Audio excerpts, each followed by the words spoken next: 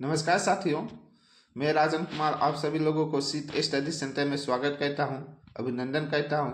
साथियों, हम लोग बिहार स्पेशल का क्लास कर रहे हैं। पिछले क्लास में आप लोगों को महाजनपद काल का क्लास करवा चुके हैं। महाजनपद काल में जो 16 महाजनपद है, इसके कहाँ कहाँ राजधानी है, इसके बारे में बता चुके हैं। 16 में से 14 जो राजतंत्र महाजनपद थे, 2 आपका गणतंत्र महाजनपद थे। इस सब के बारे में आपको बता चुके हैं। उसके अलावा आपको वजी के विदेह, वज, वैशाली, अंग, इस सब के बारे में बहुत ही बेहतरीन ढंग से क्लास आपको पिछले क्लास में करवा चुके हैं। महाजनपद काल के 2 क्लास करवाए, दोनों क्लास में महाजनपद काल के बारे में बहुत ही बेहतरीन ढंग से आप लोगों को क्लास करवाए हैं। अगर आप लोग वो क्लास नहीं देखे हैं तो मेरे चैनल के प्ले लिस्ट में जाइए, वहाँ से आप लोग क्लास कर सकते हैं। आप लोग जितने भी किसी भी कंपटीशन का तैयारी कर रहे हैं, बिहार से संबंधित या किसी भी स्टेट का, पीसीएस का, किसी भी तरह के आप सरकारी एग्जाम का तैयारी कर रहे हैं, तो आप लोग मेरे चैनल से जुड़ के क्लास को कर सकते हैं। हम शुरू से बिहार स्पेशल का क्लास करवा रहे हैं। आप लोग एक एक क्लास कीजिएगा शुरू से, तो आप लोग को बहुत ही बेहतरीन ढंग से स्टडी कर पाइएगा और समझ पाइएगा। तो दोस्तों, आज का मेरा ये 13वां क्लास है, जिसमें हम लोग पढ़ेंगे, आगे देखेंगे 13वें क्लास में मगध का उत्कर्ष क्या देखेंगे हम लोग। मगध का उत्कर्ष और विदर्भ वंश के बारे में बहुत ही बेहतरीन ढंग से एक एक पॉइंट वाइज, जो किसी भी परीक्षा का तैयारी कर रहे उसके पॉइंट ऑफ व्यू से क्लास ये है। आप लोग उसके बारे में आप लोगों को करवाऊंगा। आप लोग मेरे चैनल से जुड़ के कंप्लीट स्टडी कर सकते हैं। किसी भी तरह के स्टडी आप कर रहे हैं तो आप मेरे चैनल से जुड़ के अपना स्टडी को कर सकते हैं। यहाँ पे देख सकते हैं किस किस के लिए ये क्लास यूजफुल रहेगा। आप बीपीएससी का तैयारी कर रहे हैं तो उसके लिए ये यूजफुल है। बीएससीसी का तैयारी कर रहे हैं उसके लिए यूजफुल है। बीपीएससीसी का कर रहे हैं उसके लिए यूजफुल है। एसएससी की तैयारी कर रहे हैं या एनी अदर एग्जाम से, किसी भी तरह के एग्जाम का आप तैयारी कर रहे हैं, बिहार के एग्जाम का, ऑल ऑर्डर कॉम्पिटिटिव एग्जाम, आप बीपीएससी के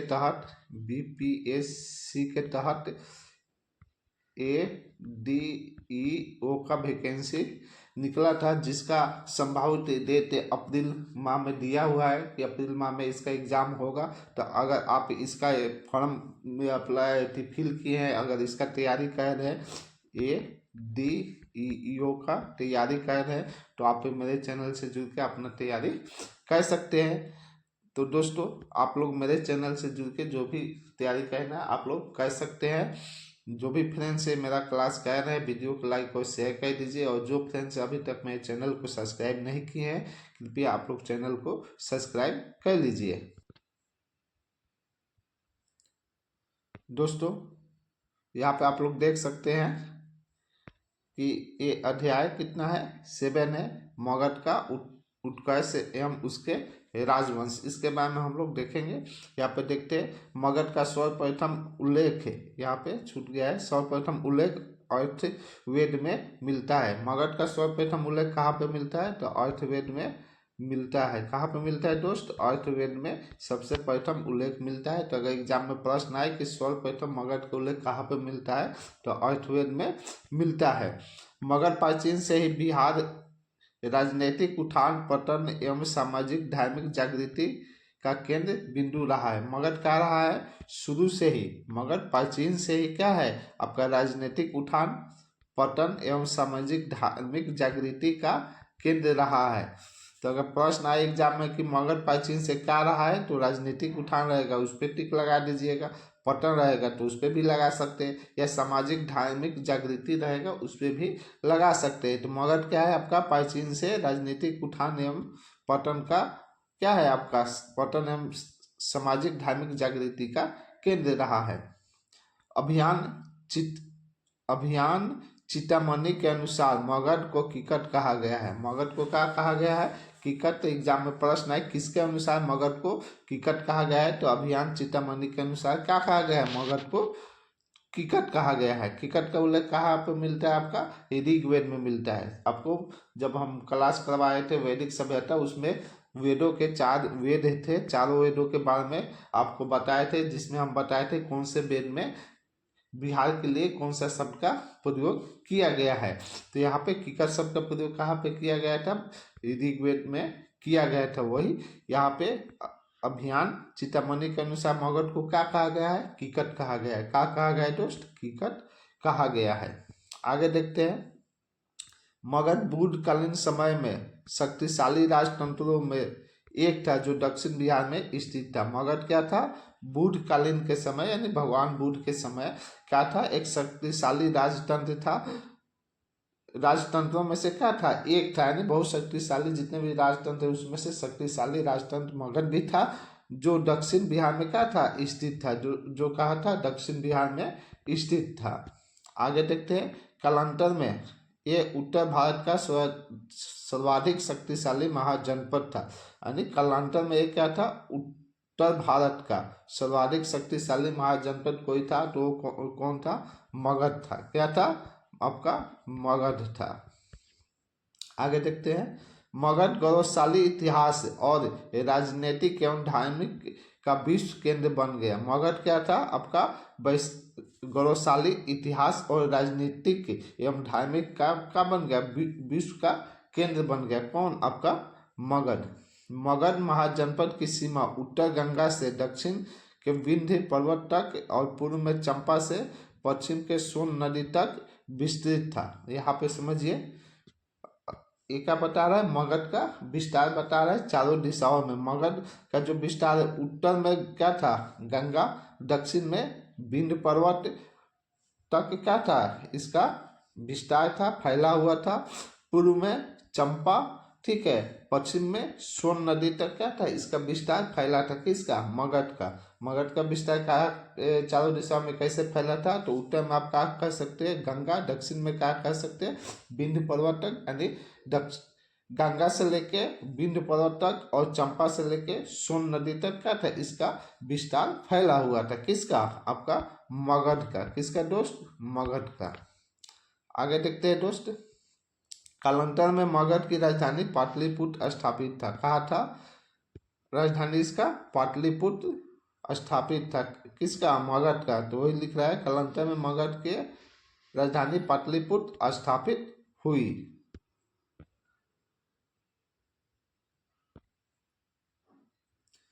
आगे देखते हैं दोस्त।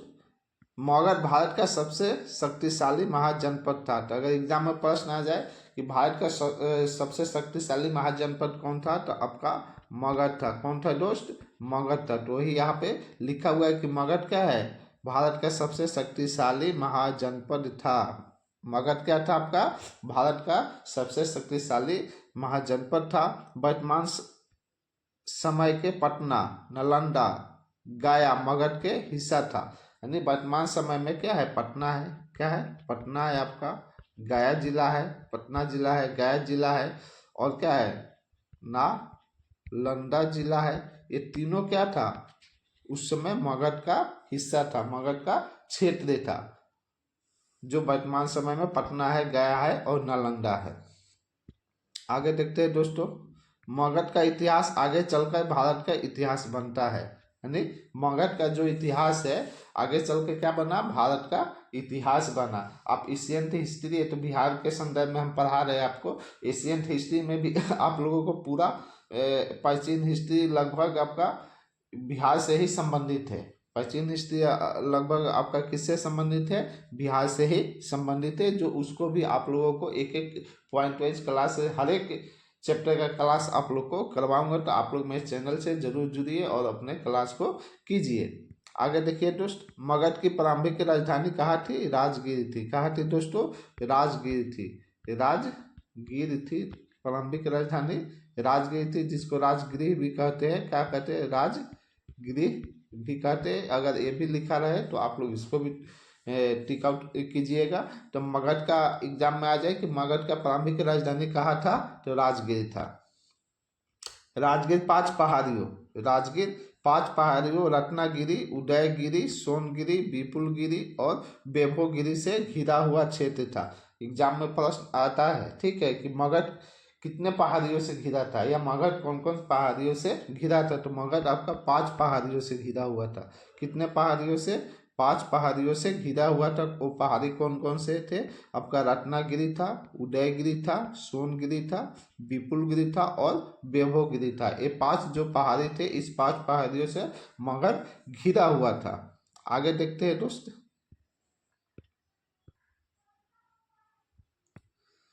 मगध ने तत्कालीन शक्तिशाली राज्य कौशल, वत्स और अवंती को अपने जनपद में मिला लिया। मगध ने क्या किया? जो कौशल जनपद था, राज था, शक्तिशाली राज था, कौशल था आपका, वत्स था, अवंती था, इसको क्या किया? पराजित करके अपने क्षेत्र में क्या किया? मिला लिया। यानी आपको कौशल, वत्स और अवंती तीनों को क्या किया? मगध अपने क्षेत्र में मिला लिया। आगे देखिए दोस्त, इस प्रकार मगध का विस्तार अखंड भारत के रूप में हो गया। इस प्रकार क्या हुआ?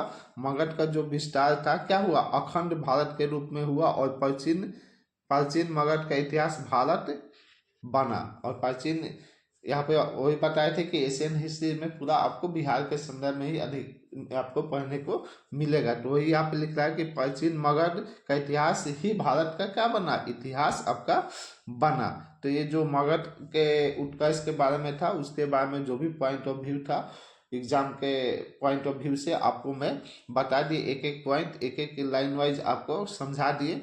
तो आशा कहते हैं कि मेरे द्वारा क्लास जो करवाया रहा हूँ आप लोग को बहुत ही रोचक और बेहतरीन लग रहा होगा। तो आप लोग मेरे वीडियो को लाइक और शेयर कर दीजिए। जो भी फ्रेंड्स मेरे चैनल पे नए जुड़े हैं, मेरा क्लास नए कर रहे हैं, तो आप लोग चैनल को सब्सक्राइब कर लीजिए, साथ ही साथ वीडियो को लाइक और शेयर भी कर दीजिए। आगे देखेंगे दोस्त, मगध साम्राज्य महाजनपद का उत्कर्ष करने के लिए निम्न वंशों का महत्वपूर्ण स्थान रहा। हम लोग देखेंगे कि मगध जो है, मगध महाजनपद है, उस पर कौन कौन वंश ने राज किए और कौन कौन वंशों का क्या योगदान रहा। तो यहाँ पे लिख रहा है कि मगध साम्राज्य या महाजनपद का उत्कर्ष करने के लिए निम्न वंशों का महत्वपूर्ण क्या रहा? स्थान रहा, जिसमें हम लोग सबसे पहले देखेंगे बृहद वंश। क्या देखेंगे? बृहद वंश या बृहद रथ वंश। यहाँ पे दोनों देखने को आपको मिल सकता है। बृहद्रथ वंश, कौन सा वंश? बृहद्रथ वंश। इसके बारे में देख लेते हैं, इस वंश का क्या योगदान रहा है। पुराणों के अनुसार मगध पर बृहद्रथ वंश ने सर्वप्रथम राज किया। यानी किसके अनुसार? पुराणों के अनुसार हम लोग जानते हैं, पुराणों के अनुसार क्या जानते हैं कि सर्वप्रथम जो जिस वंश ने राज किया था, बृहद्रथ वंश ने। किसने? बृहद्रथ वंश ने राज किया था। ये कहीं उल्लेख नहीं है। ये क्या है? कहीं इसका उल्लेख नहीं है कि बृहद वंश ने क्या किया है? सर्वप्रथम मगध पे राज किया है। लेकिन पुराणों के अनुसार कह सकते हैं कि बृहद वंश ने क्या किया? मगध पे सर्वप्रथम राज किया है। ये अंदेशा अनुसार कहते हैं, इसको हम क्या कहते हैं? अंदेशा अनुसार कहते हैं कि बृहद्रथ वंश ने क्या किया है? मगध पे राज किया है। मगध महाजनपद के संस्थापक बृहद्रथ था। कौन था? बृहद्रथ वंश के संस्थापक, यानी मगध महाजनपद के संस्थापक कौन था? आप क्या कह सकते हैं? बृहद्रथ था। कौन था? बृहद्रथ था। तो अगर एग्जाम में आ जाए कि मगध महाजनपद का संस्थापक कौन था, तो बृहद्रथ था। मगध का सबसे प्राचीन वंश कौन था? बृहद्रथ वंश था। कौन सा? बृहद्रथ वंश था। बृहद्रथ वंश के समय मगध की राजधानी कहाँ थी? राजगीर थी। कहाँ थी? राजगीर थी।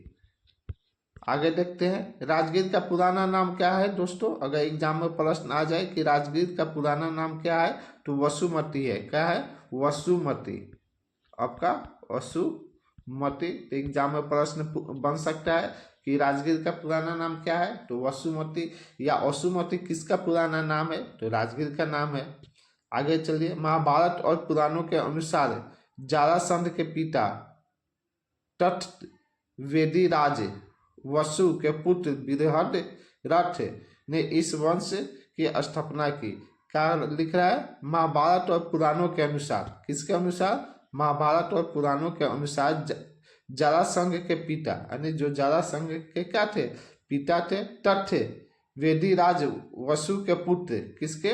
तट वेदीराज वसु के पुत्र बृहद्रथ या बृहद्रथ ने इस वंश की क्या की? यानी बृहद वंश की स्थापना की। आगे देखिए, बृहद्रथ वंश में कुल 10 शासक हुए। कितने शासक हुए इस वंश में दोस्त? 10 शासक हुए, जिसमें बृहद्रथ पुत्र जरासंध प्रतापी सम्राट था। जिसमें 10 शासकों में कौन सबसे प्रतापी था?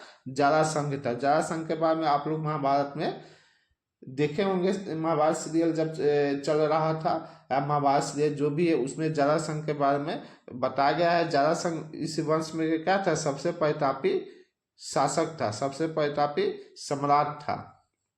आगे देखिए, बृहद्रथ वंश के सबसे प्रतापी राजा जरासंध था। क्या? कौन था? जरासंध था, जिसको भीम ने क्या किए थे? दोनों टांग फाड़ के विपरीत दिशा में फेंके थे। आगे देखिए, जरासंध ने काशी, कौशल, चेंदी, मलवा, विदेह, अंग, वंग, कलिंग, कश्मीर, गंधार राजाओं को क्या किया? पराजित किया था। क्या किया था दोस्त?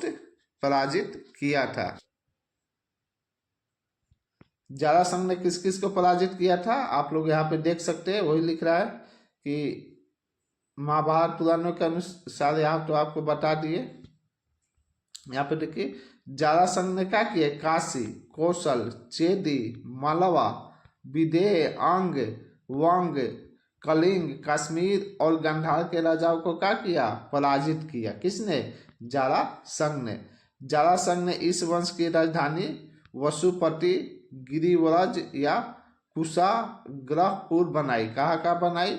मगध की राजधानी जरासंध ने कहाँ का बनाई? अगर एग्जाम में आ जाए तो आप वसुपति रहेगा तो उस पर टिक लगा सकते हैं, गिरिव्रज रहेगा उस पर लगा सकते हैं, कुशाग्रपुर रहेगा इस पे लगा सकते हैं। यानी जरासंध ने इस वंश की राजधानी यानी बृहद्रथ वंश की राजधानी कहाँ का बनाई थी? वसुपति बनाई थी, गिरिव्रज बनाई थी और कुशाग्रपुर बनाई थी। 3 राजधानियां इसने बनाया था। बृहद्रथ वंश का अंतिम शासक रिपुंजय था। अगर एग्जाम में आ जाए कि बृहद्रथ वंश का अंतिम शासक कौन था, तो रिपुंजय था। कौन था? रिपुंजय था। कौन था दोस्त? इसका अंतिम शासक रिपुंजय था। एग्जाम में प्लस बन सकता है यहाँ से। पुलिक रिपुंजय की हत्या कर अपने बेटे प्रद्योत को गद्दी पर बैठा देता है। जो पुलिक है वो क्या कहता है? रिपुंजय की हत्या कर देता है और अपने बेटे प्रद्योत को क्या कहता है? मगध की गद्दी पे बैठा देता है। आगे देखिए दोस्त, इस तरह प्रद्योत वंश की क्या हुई? स्थापना हुई। इस तरह क्या हुआ? प्रद्योत वंश की स्थापना हुआ। इसी के दरबार में एक दरबारी सैनिक दरबारी रहते थे, यानी किसके? आपका प्रद्योत के दरबार में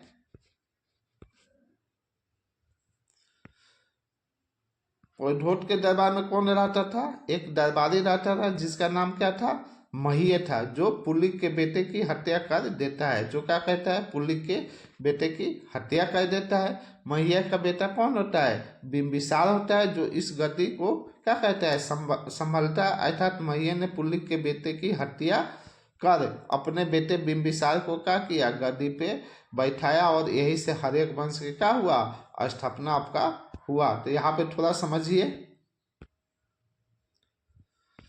बृहद्रथ वंश की स्थापना किसने किया था? बृहद्रथ ने किया था। किसने किया था? बृहद्रथ ने किया था।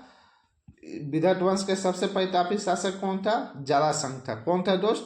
जरासंध था। और सबसे अंतिम शासक इसका कौन था? रिपुंजय था। कौन था? रिपुंजय था। कौन था? रिपुंजय इसका क्या था? अंतिम शासक था। जिसका हत्या किसने किया? पुलिक ने किया। रिपुंजय की हत्या किसने किया? पुलिक ने। किसने किया दोस्त?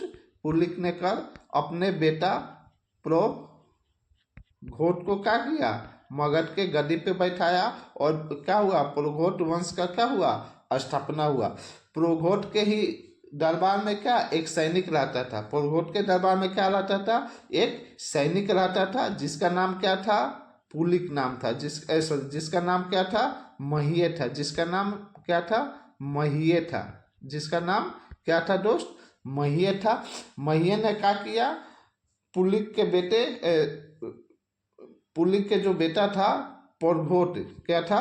प्रोघोट जो गद्दी पे बैठा था उसको क्या किया? हत्या कर दिया। उसका क्या किया? हत्या करके अपने बेटा यानी महिया का बेटा कौन था?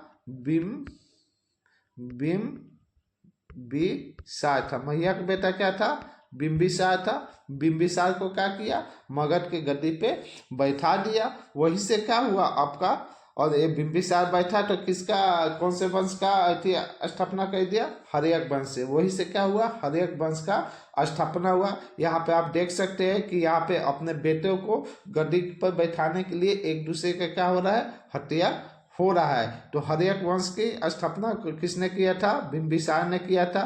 तो बिम्बिसार किसका बेटा था? तो आप बता सकते हैं किसका बेटा था? महिये का बेटा था, जो प्रोघोट के दरबार में क्या था? एक सैनिक था।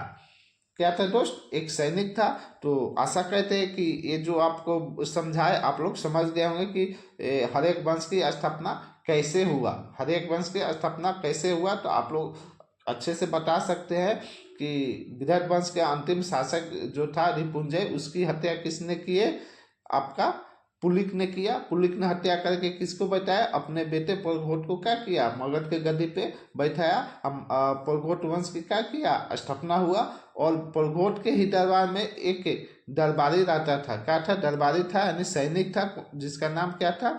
महिये था। महिये ने क्या किया? प्रोघोट की हत्या कर दी और अपने बेटे बिम्बिसार को क्या किया? मगध के गद्दी पे बैठाया। वही से क्या हुआ? आपका हर्यक वंश का स्थापना हुआ। क्या हुआ? हर्यक वंश का स्थापना हुआ, जिसको मैं नेक्स्ट क्लास में आप लोगों को हर्यक वंश के बारे में, कितने शासक हुए हर्यक वंश को पितृहंता वंश के नाम से जानते हैं। हर्यक वंश में हम लोग अजातशत्रु के बारे में पढ़ेंगे। तो बेहतरीन ढंग से इसके बारे में कल के क्लास में आप लोगों को बताएंगे। तो आगे देखते हैं, एक ट्रिक देख लेते हैं। क्या है? हसीना। क्या है? हसीना। आप लोग तो याद है, हो ही जाएगा हसीना। ये क्या है? हसीना। हसीना एक ट्रिक है। हसीना, ह से क्या हो गया आपका? हर्यक वंश हो गया। सी से क्या हो गया आपका? शिशु नाग। यहाँ पे नाग होगा, शिशु नाग वंश। यानी सी से क्या हो गया? शिशु नाग, शिशु नाग वंश हो गया। और ना से क्या हो गया? नंद वंश हो गया। एक ट्रिक है, मैंने 3 वंशों को आप लोग याद कर सकते हैं कि हसीना, हसीना यानी ह से हर्यक वंश, सी से शिशुनाग वंश और ना से नंद वंश। आगे देखते हैं जितने भी मगध पे राज करने वाले जो भी वंश है, सबके बारे में यहाँ पे एक ट्रिक है। आप लोग इस ट्रिक को याद कर सकते हैं, जिससे आप लोगों को मगध पे जितने भी वंश ने क्या किया, शासन किया है, उसको आप लोग देख सकते हैं। अगर पूछे कोई कि कौन कौन से वंश ने मगध पे शासन किया, तो आप लोग आसानी से बता सकते हैं। यहाँ पे देखिए मगध साम्राज्य के वंशों का ट्रिक। हसीन मशुक सा। हसीन क्या है? एकदम मशुक सा है। कैसा है दोस्त? मशुक सा है। हसीन मशुक सा। ह से क्या हो गया आपका? हर्यक वंश हो गया। सी से क्या हो गया? शिशुनाग वंश हो गया। न से क्या हो गया? नंद वंश हो गया। म से क्या हो गया? मौर्य वंश हो गया। सु से क्या हो गया? शुंग वंश हो गया। क से क्या हो गया आपका? कण्व वंश हो गया। सा से क्या हो गया? सतवाहन वंश हो गया। यानी 7 वंशों ने क्या किया है? मगध पे शासन किया है। किसने?